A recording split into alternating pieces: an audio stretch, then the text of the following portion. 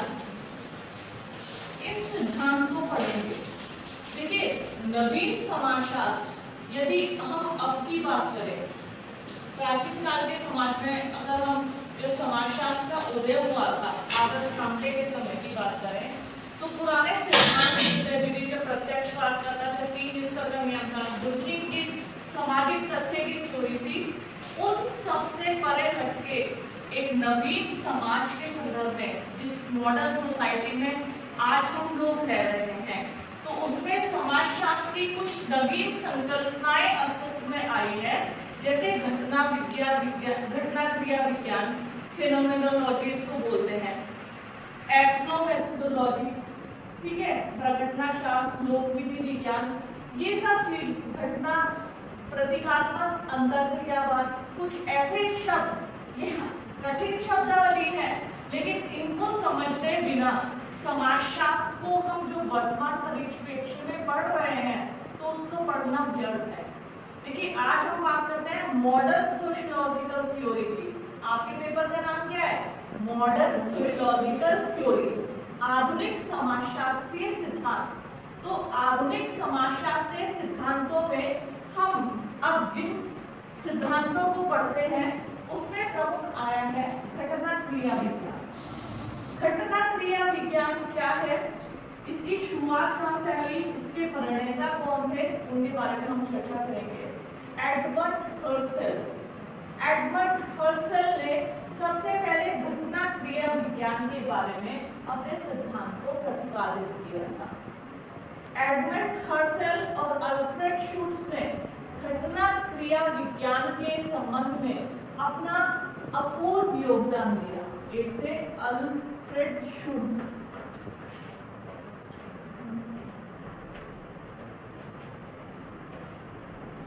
और ये घटना क्रिया विज्ञान, ये इंग्लिश के फेनोमेनोलॉजी,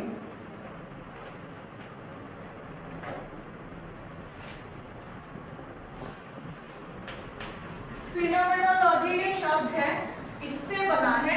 फेनोमेनोलॉजी जो शब्द है, ये यूनानी भाषा के फेनोमेनो से बना है, जिसका अर्थ है प्रकट दर्शन। प्रकट दर्शन, देखो, वास्तव में अगर हम फेनोमेनोलॉजी शब्द की बात करें और घटना क्रिया विज्ञान या प्रघटना शास्त्र की बात करें, यह दर्शन शास्त्र से आया है। दर्शन शास्त्र फिलॉसफी एक अपना सब्जेक्ट है। दर्शन शास्त्र के जो नियम होते हैं, वो कहीं ना कहीं इन पर भी लागू होते हैं फिलॉसफी के।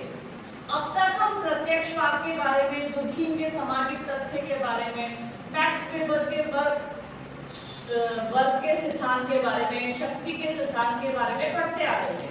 लेकिन जब नवीन समाजशास्त्र का जन्म हुआ, तो नवीन समाजशास्त्र के जन्म के साथ ही समाजशास्त्र में एक नवीन मोड़ आया। कहीं ना कहीं इसमें दर्शन में, खासतौर पर इसमें दर्शन शास्त्र पे फोकस किया गया। आप इसमें लिख भी सकते हैं कि जो फेनोमेनल शब्द है, वो यूनानी भाषा से आया, जिसका अर्थ होता है प्रकट दर्शन। और ये कहीं ना कहीं जो पूरा शब्द है फेनोमेनोलॉजी या घटना क्रिया विज्ञान, जो आपका सब्जेक्ट है, ये दर्शन शास्त्र से अस्तित्व में आया है। दर्शन शास्त्र से अस्तित्व में आने के कारण कहीं ना कहीं इसमें दार्शनिक नियमों का समावेश है। अल्फ्रेड शुट्ज की बात करें तो अल्फ्रेड शुट्ज ने घटना क्रिया विज्ञान के बारे में 1938 में, देखो, अल्फ्रेड शुट्ज जर्मनी में रहते थे। जर्मनी में नाजीवाद से परेशान होकर अल्फ्रेड शुट्ज अमेरिका चले गए। अमेरिका में जाने के बाद उन्होंने समाजशास्त्र के क्षेत्र में अपना योगदान दिया, पढ़ाना शुरू किया समाजशास्त्र विषय को। 1952 में बल्कि ये समाजशास्त्र के प्रोफेसर भी बन गए थे। आपने एक किताब लिखी थी, the phenomenology of the social world. किताब इंपॉर्टेंट है।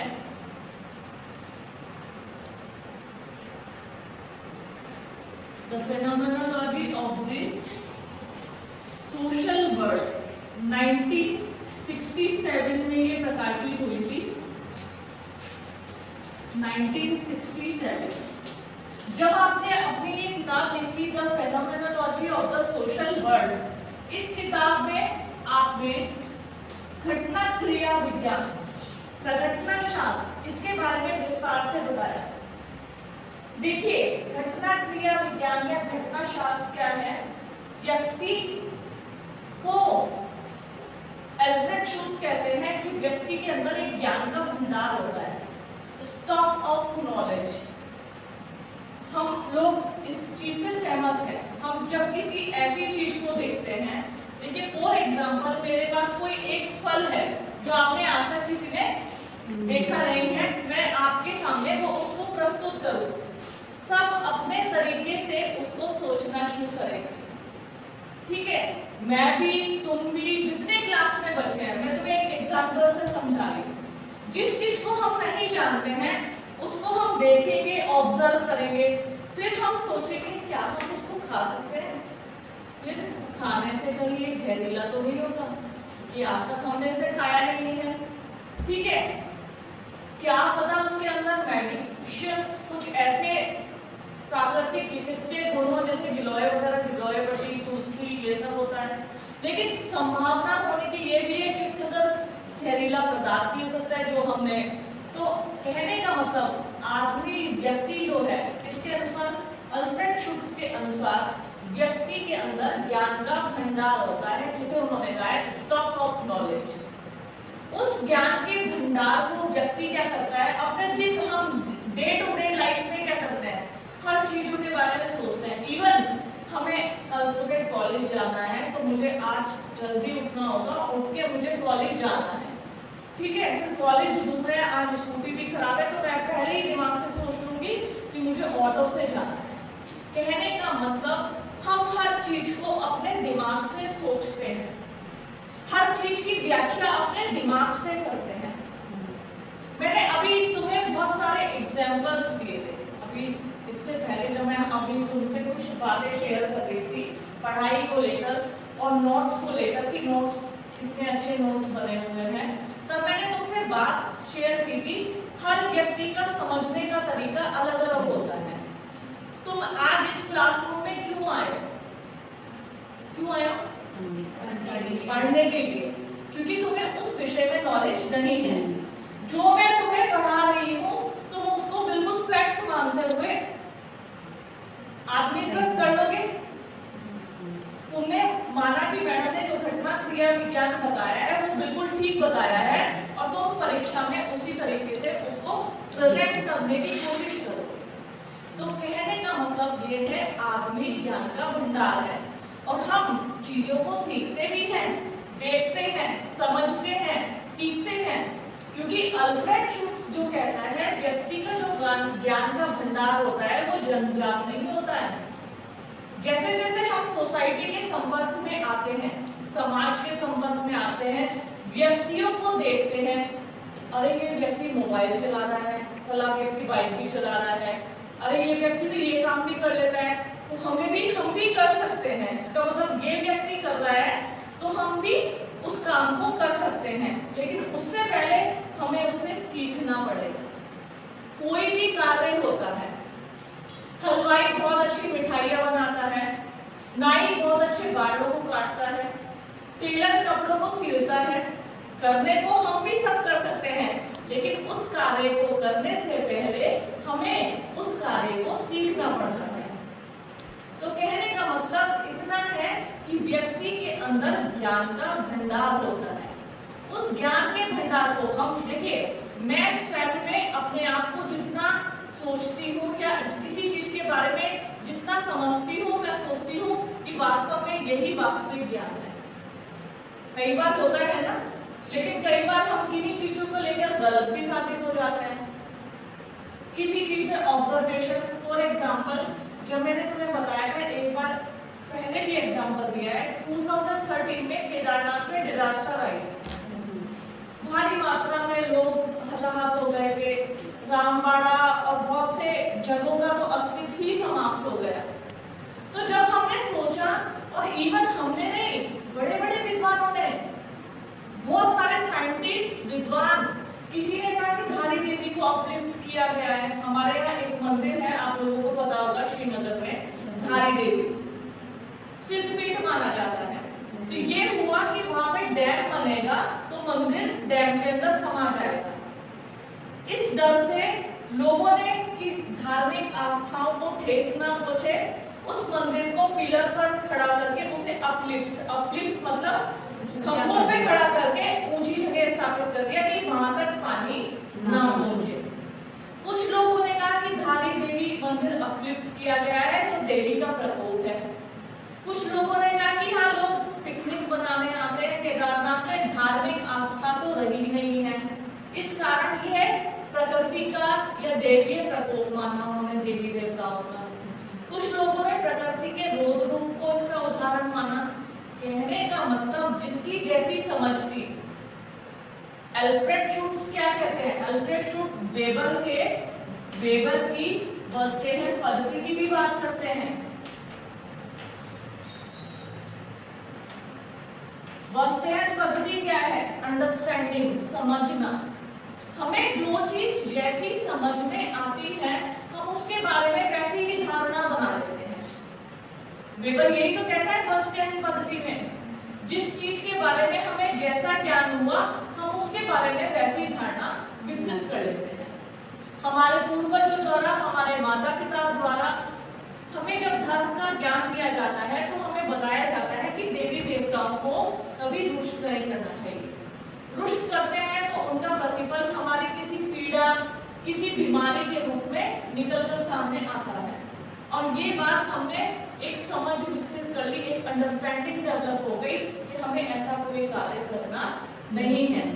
जाने अनजाने भूलवश हमसे ऐसा कोई कार्य हो जाता है तो हम पश्चाताप करते हैं, पूजा पाठ करते हैं या ऐसे कार्य करने की कोशिश करते हैं कि उससे वो चीज समाप्त हो जाए। तो हमने अपने अंदर एक अंडरस्टैंडिंग या समझ विकसित कर ली है। इसको एक बहुत ही लाइटली एग्जांपल से और समझाती हूँ तुम्हें। फॉर एग्जांपल, परीक्षा तुम्हारे सिर पर आ गई है। कई बार हमारी ये धारणा बनी है, अगर परीक्षा के लिए हमने नोट्स नहीं बनाए, जिस बार हमने नोट्स नहीं बनाए, सिर्फ किताब से पढ़कर चले गए तो नंबर कम आए। हमने ऑब्जर्व कर देखा, अरे इस बार नंबर बहुत कम आए। जिस बार हमने अभी मैंने बताया, लेकिन जब हम परीक्षा के लिए नोट्स तैयार कर लिए, एक बार ध्यान से समझो, बी ए ह्यूमन बीइंग, हम खाना कोई बना रहे हैं, कपड़ा कोई सिल रहे हैं, जब हम उसे पहले सिल के देख लेते हैं कि खाने को एक बार बनाया होता है तो दूसरी बार अच्छा होने की संभावना रहती है। मानोगे ये सब बात? प्रैक्टिकली जब हम कर लेते हैं, क्योंकि पहली बार नमक ज्यादा डल गया, हमसे टमाटर 2 की जगह 3 पड़ गए, लेकिन अगली बार जब बनेगा तो हम उसमें पूरी परफेक्शन करने की कोशिश करते हैं। यही परीक्षा के समय हमारे साथ होता है। एक तो किताब से पढ़ के जाना, लेकिन किताब से पढ़ने के बाद एक बार आपने नोट्स बना लिए। हम व्यक्ति हैं और हम व्यक्तियों में क्या होता है, जब हम नोट्स बनाते हैं, देखकर उतारते हैं तो कुछ ना कुछ हमें मेमोराइज हो जाता है। मेमोराइज कहते हैं दिमाग में बैठना। तो फिर जब तीसरी बार परीक्षा देके आते हैं तो वो मेमोराइज जो हमें हुआ होता है तो हम उसको समरी के रूप में विस्तार से लिख लेते हैं और उससे हमारे अच्छे नंबर आ जाते हैं। ठीक है, लेकिन हमारा ज्ञान का भंडार ये कहता है कि जब हम कोई चीज अच्छे से समझते हैं, अपनी चीज को अपने आप को ही समझाने की कोशिश करते हैं, तो हम उस कार्य को बहुत अच्छे से कर पाते हैं। यही अल्फ्रेड शूट्स कहते हैं। अल्फ्रेड शूट कहते हैं व्यक्ति स्वयं, मतलब अपने आप जो कुछ समझता है, जो कुछ कार्य करता है, तो वो अपनी समझ से प्रेरित होकर कार्य करता है। ध्यान से समझो, थोड़ी सी देखो, जो ये मॉडर्न सोशियोलॉजिकल थ्योरी है, नो डाउट इसकी लैंग्वेज और इसकी प्रश्नावली थोड़ी कठिन है। इसको किताब से समझना इतना आसान नहीं है कि आप लोग किसी विज्ञान या घटना क्रिया विज्ञान की किताब लाओगे, उसे पढ़ोगे और कर जाओगे, नहीं कर सकते। थोड़ी शब्दावलियों को समझो। जैसे अल्फ्रेड शूट कहते हैं व्यक्ति के अंदर ज्ञान का भंडार होता है, और वो कैसे होता है, क्योंकि वे स्वयं के द्वारा जो कुछ देखता है, समाजीकरण के द्वारा जो कुछ सीखता है और उसके द्वारा अपने अंदर वास्तविक ज्ञान पैदा कर लेता है। विकसित कर लेता है। वो उन्होंने मैक्स वेबर की वस्तुनिष्ठ पद्धति की बात की है, लेकिन वो मैक्स वेबर से पूर्णतः संतुष्ट नहीं थे। कौन? अल्फ्रेड शुल्ट्ज। वो कहते हैं क्योंकि व्यक्ति ही स्वयं के ज्ञान का निर्माता है। वो अपने दिन प्रतिदिन के कार्यों में, फॉर एग्जाम्पल, मुझे कोई कार्य करना है, लेकिन मैंने अपने आप ही कोई शॉर्ट ट्रिक्स डेवलप कर ली। मैं तुम्हें अभी प्रत्यक्षवाद पढ़ा रही थी, तो मैंने तुम्हें बताया बच्चों, जब मैं पढ़ती हूँ तो शॉर्ट शब्दों को चुन लेती हूँ, जैसे गणित, गणित, खगोल, भौतिक, रसायन, प्राणीशास्त्र और समाजशास्त्र। इस तरीके से मैंने कर लिया, तो मैंने अपने लिए एक समझ, अंडरस्टैंडिंग डेवलप कर ली कि आगे जब मैं करूंगी तो उसके समझ के माध्यम से मैं उस कार्य को आसानी से कर पाऊंगी। यही से हम अल्फ्रेड शुल्ट्ज कहते हैं कि व्यक्ति जो होता है, देखो इसको मैंने बताया था, ये सिद्धांत लेना दर्शन शास्त्र से अभिभूत है। दर्शन शास्त्र, फिलॉसफी क्या कहता है? हम कहते हैं ये कितनी दूर की फिलॉसफी बात कर रहा है, ये तो पूरा दार्शनिक है। दार्शनिक घटनाओं को विस्तारित रूप से चित्रित करते हैं। इसी प्रकार अल्फ्रेड शुल्ट्ज क्या कहते हैं? व्यक्ति स्वयं के लिए समझ विकसित करता है, इसलिए उन्होंने इसको व्यक्तिनिष्ठता, इस ज्ञान को, व्यक्ति के ज्ञान को क्या बोला है? व्यक्तिनिष्ठता, सब्जेक्टिविटी। मैंने तुम्हें रिसर्च में पढ़ाया था ऑब्जेक्टिविटी और सब्जेक्टिविटी, वस्तुनिष्ठता और व्यक्तिनिष्ठता। फिर से थोड़ा सा इसको यहाँ पे पढ़ाऊंगी, क्योंकि कहीं ना कहीं इससे जुड़ा हुआ है। देखो, व्यक्ति जब किसी चीज के बारे में सोचता है या कुछ व्याख्या करता है, दो तरीके से करता है। एक तो वस्तुनिष्ठता। वस्तुनिष्ठता कहते हैं जो घटना जिस रूप में घटित होती है ठीक उसी रूप में उसका चित्रण करता है। व्यक्तिनिष्ठता कहते हैं जब व्यक्ति अपने व्यक्तिगत विचारों को, अपनी भावनाओं को किसी घटना में सम्मिलित कर देता है, तो वहां सब्जेक्टिविटी आ जाती है, जिसे हम कहते हैं व्यक्तिनिष्ठता। पहाड़, बारिश हुई थी, पहाड़ का रास्ता दरक गया। एक जीप पहाड़ के मोटा बोल्डर आया और उसके नीचे दब गई। अब एक व्यक्ति कह रहा है कि जाके बुलडोजर बुला के लाओ, क्योंकि यही उसको पत्थर को निकाल सकती है। दो व्यक्ति गांव वाले थे, तो उन्होंने कहा जितनी देर में तुम बुलडोजर बुलाने जाओगे, वो सॉरी जेसीबी बुलाने जाओगे, तब तक जो अंदर आदमी बैठे हैं वो मर जाए। दूसरे दो व्यक्तियों ने बोला कि आसानी से हट सकता है, हमें दो डंडे चाहिए, मोटे मोटे बांस। दो मोटे बांसों को, तुमने फ्रैक्शन तो सुना होगा ना, अगर उसे धकेला जाए तो बोल्डर आगे जा सकता था और ऑन द स्पॉट व्यक्तियों की जान बचाई जा सकती थी। कहने का मतलब जितने व्यक्ति उस घटना स्थल पर खड़े थे, सबकी सोच अपने अपनी समझ के अनुसार अलग अलग थी। मानोगे ये बात? किसी ने एक तुरंत फोन किया, किसी ने बुलाने गया, जो जिसको जो समझ आया उसने उस घटना स्थल पर अपने अपने समझ के अनुसार कार्य किया। तो अल्फ्रेड शुल्ट्ज यही कहते हैं, घटना क्रिया विज्ञान क्या है? क्रिया मतलब कार्य, घटना क्रिया, कि व्यक्ति दिन प्रतिदिन के जीवन में अपने स्वयं के माध्यम से अपने ज्ञान के भंडार को बढ़ाता है। और ये ज्ञान का भंडार जन्मजात नहीं होता, ये ज्ञान का भंडार व्यक्ति समाजीकरण के माध्यम से सीखता है। मैं ये कहने लगूं मैं शुरू से ही बहुत इंटेलिजेंट हूं, नहीं, मैंने दूसरे लोगों से सीखा है। मैंने तुम्हें बताया था डॉक्टर तुलजाराम सिंह मेरे गुरु रहे हैं समाजशास्त्री। उन्होंने समाजशास्त्री ऐसा मुझे ज्ञान दिया है, इतने अच्छे से पढ़ना सिखाया है, लिखना सिखाया। उन्होंने बताया कि क्वेश्चन के आंसर कैसे लिखे जाते हैं। कहने का मतलब मैंने उनसे सीख के अपने ज्ञान के भंडार को बढ़ाया और वास्तव में वास्तविक ज्ञान मैंने तब अर्जित किया। तो घटना क्रिया विज्ञान, जिसका संबंध व्यक्ति के स्वयं के ज्ञान से होता है, ये ज्ञान व्यक्तिनिष्ठ होता है। व्यक्तिनिष्ठ इसलिए होता है क्योंकि इसमें व्यक्ति का सबसे ज्यादा योगदान होता है। व्यक्ति अपनी समझ अपने ज्ञान के अनुसार निर्मित करता है। इसलिए इस सिद्धांत को अल्फ्रेड शुट्ज ने घटना क्रिया विज्ञान या फेनोमेनोलॉजी बोला है। विज्ञान फिर से हल्का सा रिपीट कर रही हूँ, दर्शन शास्त्र से लिया गया है। सबसे पहले घटना क्रिया विज्ञान को एडमंड हर्सल और अल्फ्रेड शुट्ज ने परिभाषित करवाया था। दर्शन शास्त्र से प्रेरित होकर उन्होंने सिंपल स्टॉक ऑफ नॉलेज की बात की, ज्ञान के भंडार की, स्टॉक ऑफ नॉलेज। कई बार यूजीसी नेट में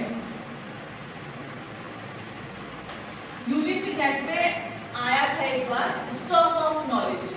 तो अल्फ्रेड शुट्ज बात करता है स्टॉक ऑफ नॉलेज की, ज्ञान के भंडार की। और उसमें ज्ञान का भंडार नहीं लिखा था, हिंदी में स्टॉक आधा से टे पे का डंडा, स्टॉक ऑफ नॉलेज।